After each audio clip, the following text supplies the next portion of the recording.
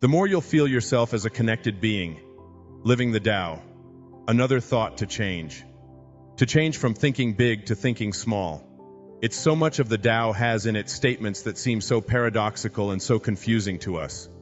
More is less. Less is more. Think small and get great things done. Accomplish great things. Listen to verse 64 of the Dao De Jing. A tree that fills a man's embrace grows from a seedling. A tower 9 stories high starts with 1 brick. And here's the most famous line out of the Dao. A journey of 1,000 miles begins with what? First step, one first step.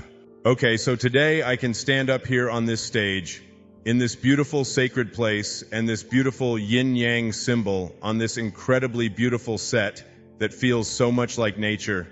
And I can say to you that in a very short time this year, I will have completed 20 years without taking a drink of alcohol. 20 years. Okay, thank you. Now that's big. That's big because I drank every day. Not to get drunk, but I drank every day. 2-3 beers every evening after running. And it was like I couldn't remember a day when I hadn't had. I thought back 10 years, 12. I couldn't think of a day, not one day, in the previous decade or two that I had not had a beer or several beers. So that's big. And if I would have tried, if I'd have said to myself 20 years ago, Wayne, you're going to quit drinking for the next 20 years, I would have gone immediately and had a drink. Because it's just too big, isn't it? It's just too big. You don't do big things. Now you do small things and thus accomplish great things. And it's a very important distinction to make. Whatever it is that you would like to create or contribute or become in your life, take one step. How did I let drinking go for 20 years? And I don't even know about tomorrow. I never think about tomorrow and whether I'm going to have a drink. All I know for sure is that this won't be the day I do it. One day at a time. That's how you overcome anything called an addiction in your life. You take it. You reconnect yourself to the source from which you came, which is a source of well-being, isn't it? And you get back and return. Get on the return trip and say, I am connected to well-being. And I'll do this one day, 1 hour, 1 minute, 1 second if I have to at a time. And when you do it, I mean it's behind.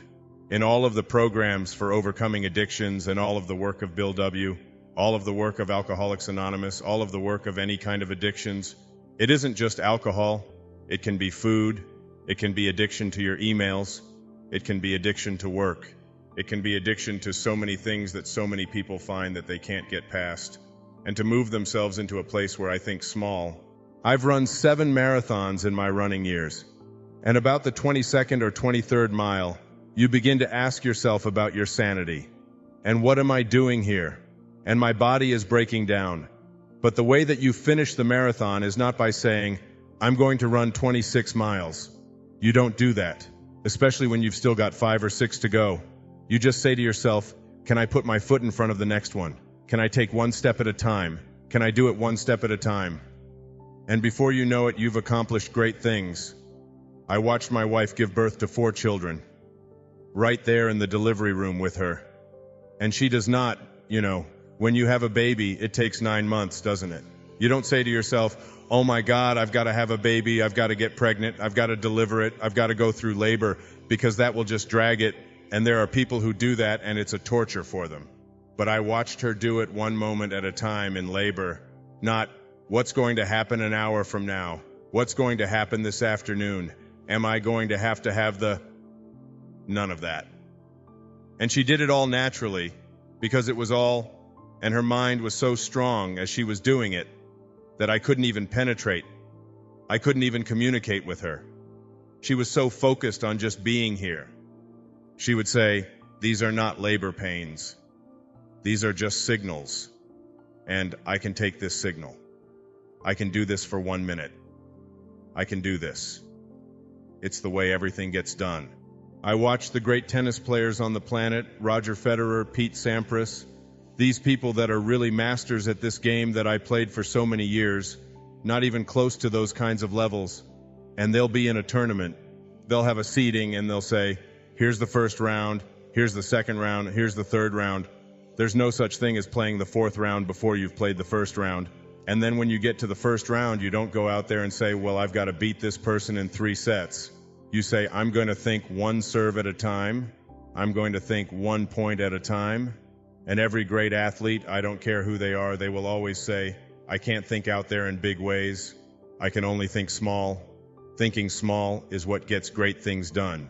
Verse 63, achieve greatness in little things. Take on difficulties while they are still easy. Do great things while they are still small. The sage, one of my daughter's names. The sage does not attempt anything very big and thus achieves greatness. Greatness comes from being in the moment, here, present in the now.